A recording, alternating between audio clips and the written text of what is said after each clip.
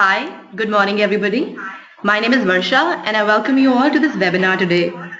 Before we proceed, just few little things I would like to point out. In case you are facing any problems in the audio or the video, please type it in the chat box, let us know and we'll try and help to fix it for you. Also, please bear in mind the question answers would be attended towards the end of the session. But in case you have any questions, you can type it in the question box and we'll attend them at the end. So I have with me with Mr. Rishi Narayan from Rishi Narayan Golf Management Private Limited. The organization works with corporate and business houses to use golf as a marketing platform for customers, customer engagement, and brand awareness. This organization is India's leading golf marketing and management company, and Rishi is India's best-known golf columnist as well. I also have with me Mr. Rajesh Srinivasan. Rajesh is the course leader for sports management, and he would address all the answers for you for course that you have, for the course that Pearl Academy is offering on sports management. So over to you, Rishi. Thanks very much, Varsha and Rajesh, and welcome to everybody who's listening in. Rajesh, you want to kick it off? Yeah, so basically during the webinar, we'll go over what the industry landscape is like at the moment and how it's evolving. And we'll have Rishi here who will talk about his journey and what the industry looks like, going forward. And somewhere we'll sort of, at some point, we'll take up questions from the students as well, where we are trying to sort of showcase how we sort of bridge the gap, what the industry needs, what is the requirement, and there are a huge number of sports passionate enthusiasts out there who would love to make this as a career option. So yeah, so that's about it. So over to you. Right. Definitely. I mean, I think the passion that you referred to is what it's all about, to be honest, and that's number one thing that you need to have to succeed in sports management or sports marketing, because that is what will help you get through the tough times. There's lots of challenges, but at the same time, as you must be aware, India is probably at the cusp of a sporting kind of revolution, you could say, where there's suddenly a huge acceptance and awareness that sports is a viable profession, it's a viable career, not just playing sport, but in managing, promoting, and marketing the sport. So it's a great time to be looking at sports as a career option. Just to give you a little background, I mean, my own career started as a player in golf, and I wanted to use the game and my skill at the game to really get an education in the US. Okay, I don't want to bore you, but there are a lot of opportunities in the US to play collegiate sport, and you can get scholarships. So when I found that out, I decided that that's what I want to do, and I kind of quickly, by the time I finished my 12th class in Calcutta, I was the number one men's golfer in the country, and I got a scholarship to go to the US and play for a college team. Did that, spent a couple of years after that teaching and playing in the US, and then came back, played around Asia, etc., and then got into the sports marketing business because of some injuries that I got during my career. But I've had I was very fortunate to work for IMG, which a lot of you would be aware is the world's largest sports marketing company. And that's where I really could hone my passion for the sport of golf with the business principles that made IMG so successful for so many years.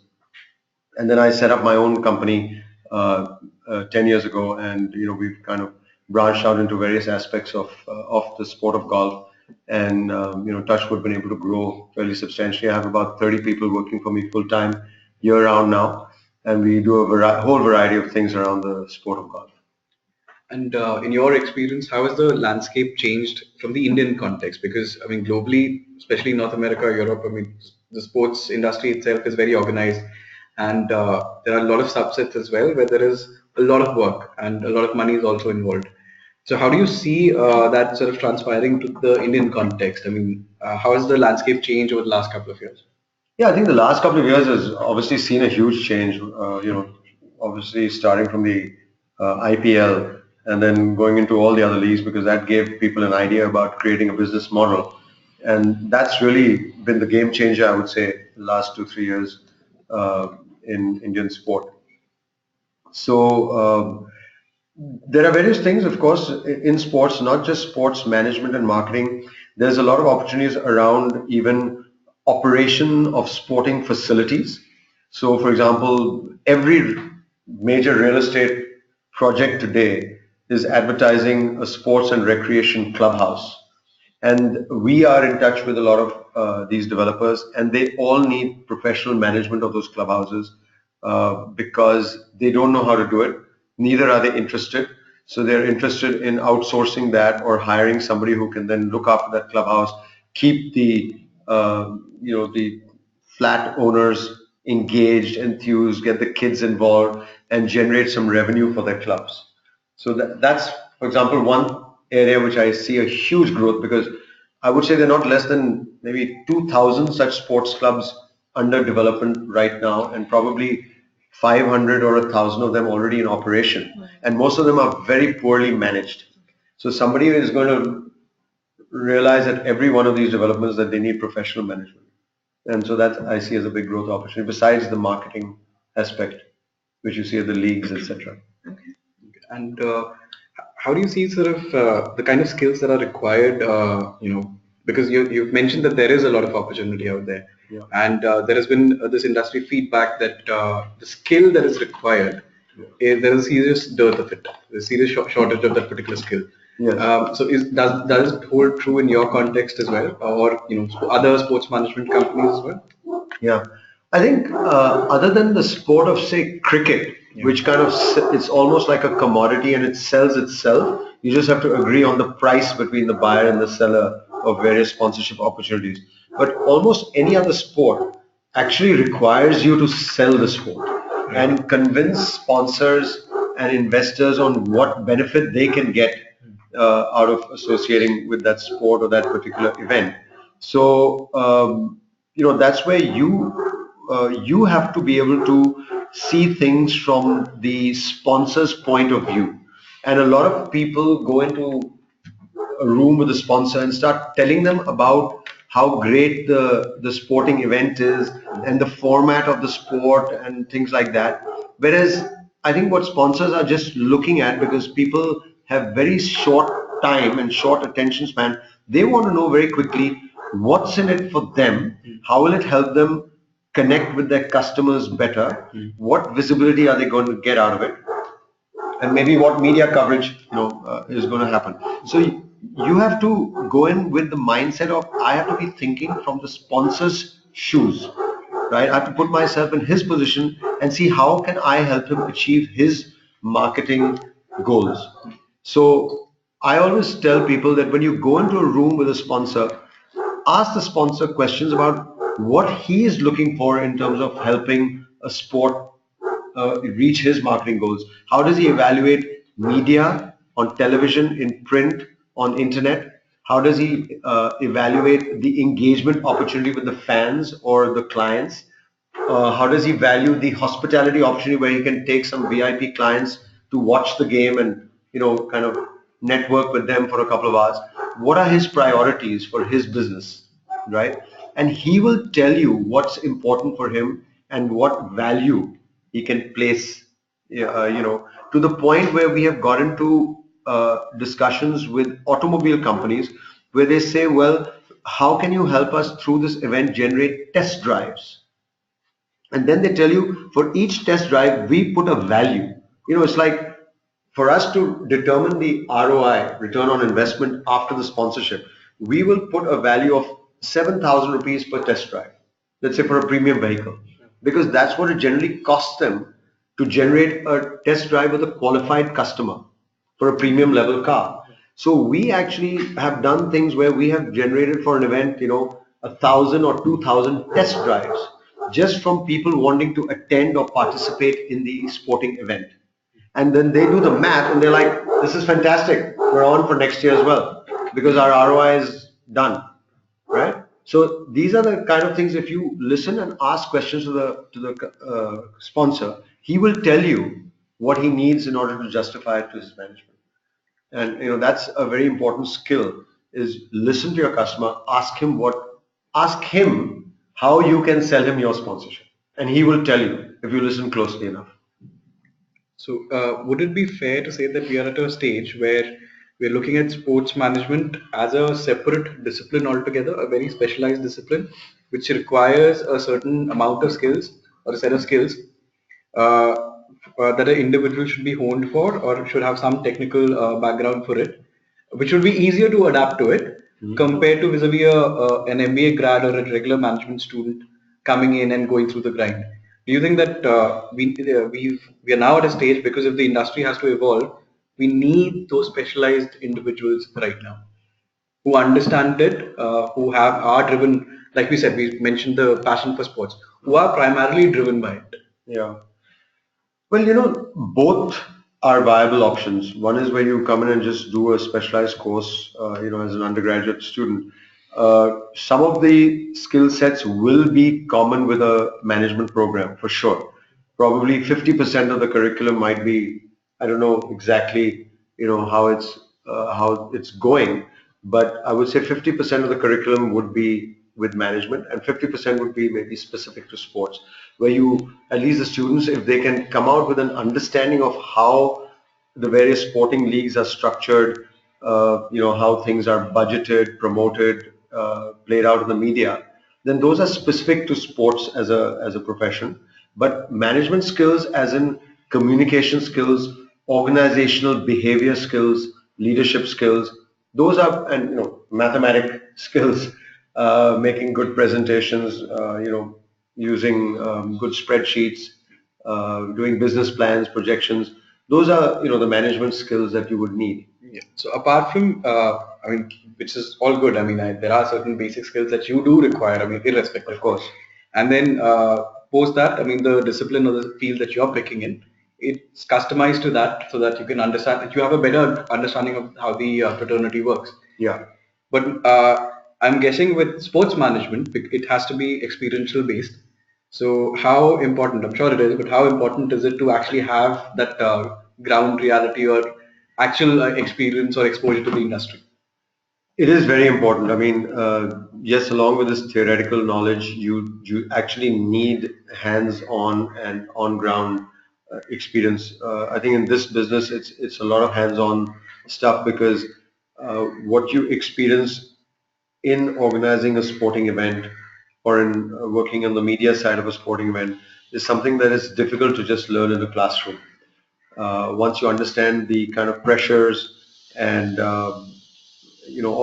there's so many things happening at once and converging at once that there's some just critical time periods during an event which everybody has to be focused and which kind of get everything kicked off. So yeah, it's important that when you go in and do an internship or something, that you go in and do an internship with an organization that actually has an event under production, because that's where you get the real hands-on skill. Otherwise, you might just go in and do an internship just to have it on your CV, but you may not learn much because if it's an off period, then you'll probably just end up doing some research or putting together some files or something like that, which will not help you. But we've had interns where people have come in and actually worked on our events, particularly in say the Jan to April period when there's a lot going on, and what they've learned has been very, very helpful, they've said. So, okay, so from academia to industry exposure, a student has been through the grind. So, what are the different job profiles or career opportunities that lie ahead for them? Yeah. Yeah, so obviously the most basic one is like event management, where you kind of have to put together the signage, the production, the whole setup of the stands and all that, where spectators are going to sit, coordinate the teams, etc., participate. That's just normal event management, which is very standard. But today, what's becoming more and more important is even things like digital marketing, social media marketing, because every event, every sponsor wants amplification. And today, obviously the mantra is using the internet and social media for amplification. It's cheaper, and if you're smart about it, you can provide a lot of value to a sponsor at a very low cost. Earlier, there was no option. You had to buy expensive ads on television or in print. But today, with much, much less money, you can deliver equal amount of value to your sponsor if you understand how to use social media.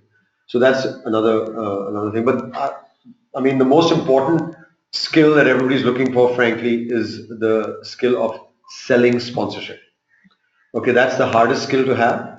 Uh, it's not easy to acquire because a lot about selling sponsorship is having access to decision makers. Um, and people obviously who've maybe been in some career where they've made some contacts would have an advantage at that point. Or if you've already been through, like if you've been in television or media advertising sales, for example, then you would have probably met a lot of marketing people in various industries, and you can then use those same contacts to sell sponsorship. So, but sponsorship selling is the key because that's where the money comes in, and any sports marketing company would value the revenue generating skill as the highest one. Business development or revenue generation, sales is the one that the skill that's the most highly sought after. And what about other functions like a facility manager or a athlete Yeah. manager? How critical are they, or what are the Yeah. opportunities that are there in that sphere?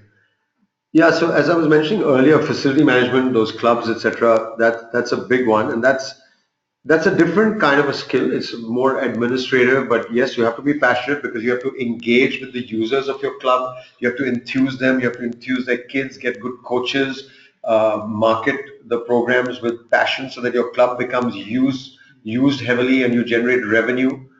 Uh, because if you generate revenue, you can keep up the club and keep doing better things. Otherwise, what happens with these clubs and facilities, there's no revenue coming in, then the maintenance will ultimately start falling, and it's a downward spiral then, because if the revenue falls and the maintenance is poor, people will use it less, which again drives you further and further down.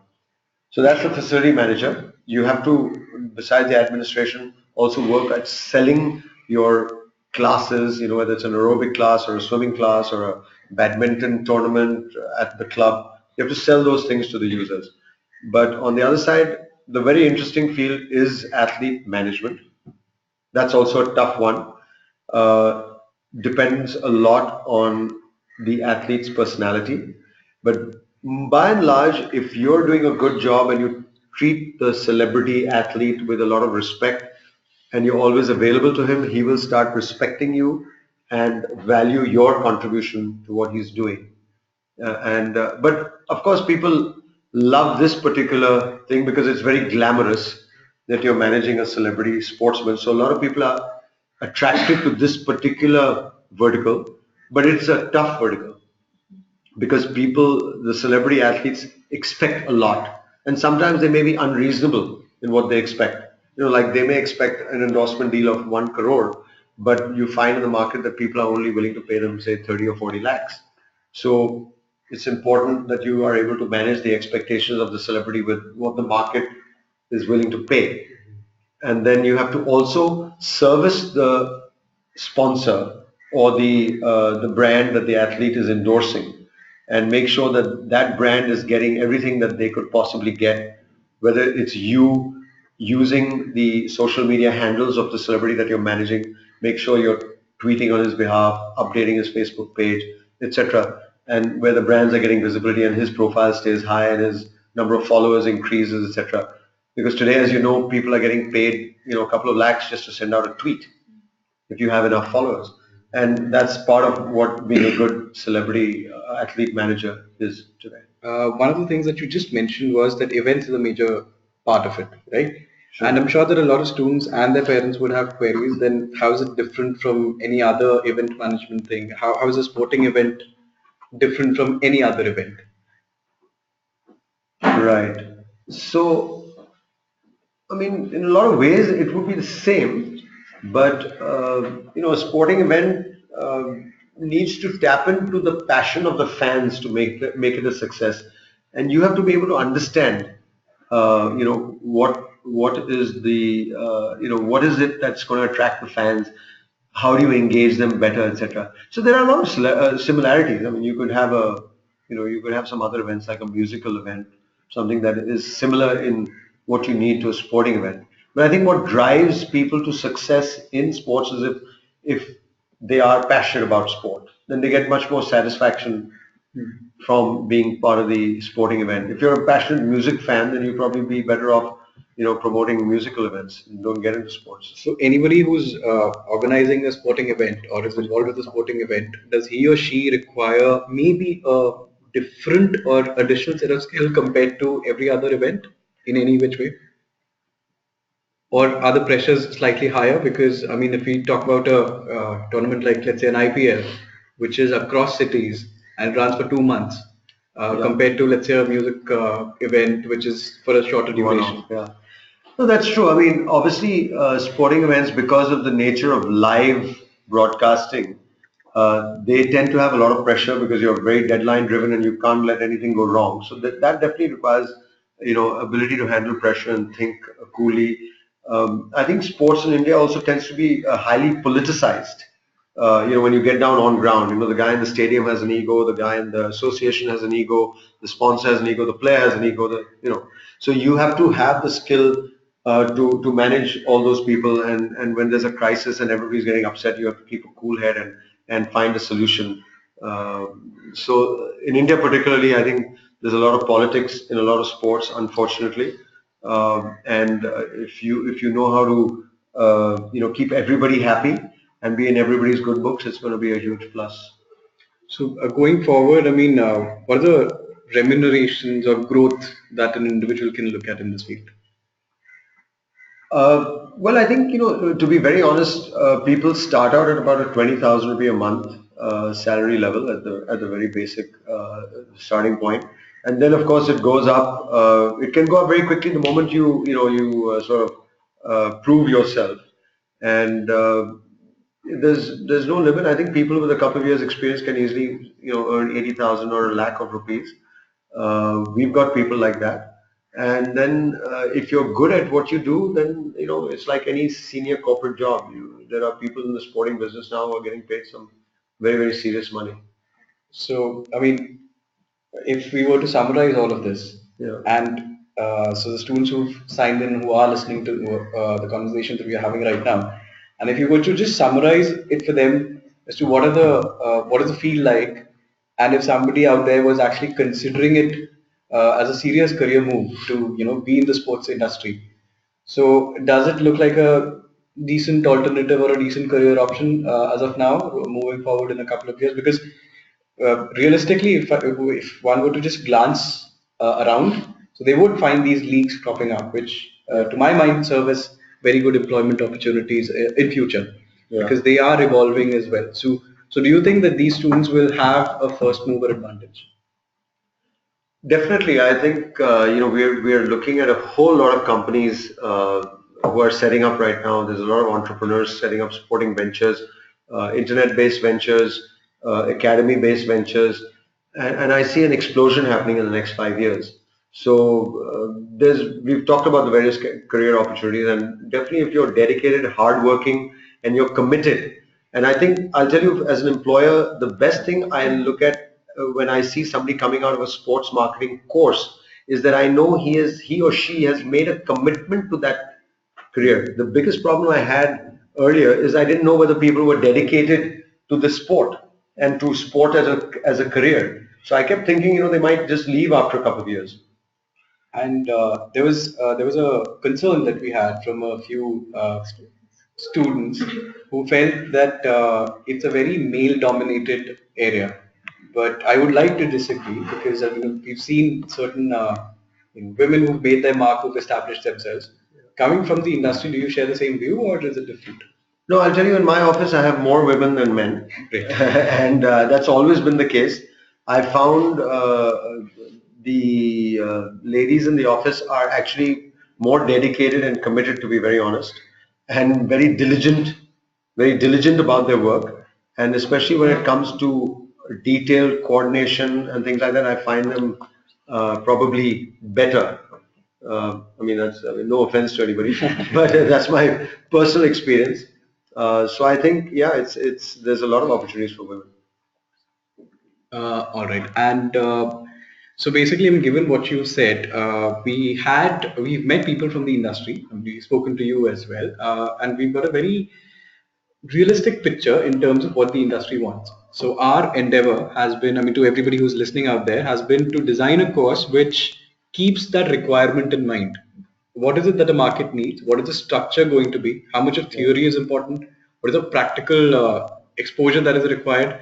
What are the softer skills that are required? Because softer skills also at the end of the day are a very important function. Sure. So we've introduced these two programs at the undergrad and the postgrad level, which takes care of all of these requirements which the industry is asking for, and we believe that with a proper engagement with students, we will be able to deliver professionals who are equipped to take on the pressures of this industry, and who are primarily driven by the passion for sports and are seriously looking to make it as a viable career option. Great. Good. Sounds good. I mean, when they graduate, give me a call. That does sound good. In fact, it looks like the way sports is converging in India, there is good scope for a lot of prospects out there. Thanks a lot, Rishi, and thanks a lot to you as well, Rajesh. This session was pretty insightful, and I'm sure has answered a lot of queries that the attendees may have in their minds.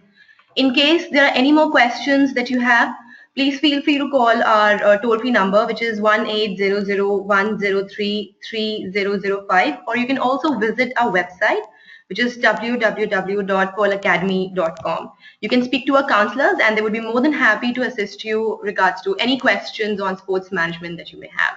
Thanks a lot once again to Rishi and to Rajesh and to all the attendants out there. I wish you all the luck for the day. Have a great day ahead.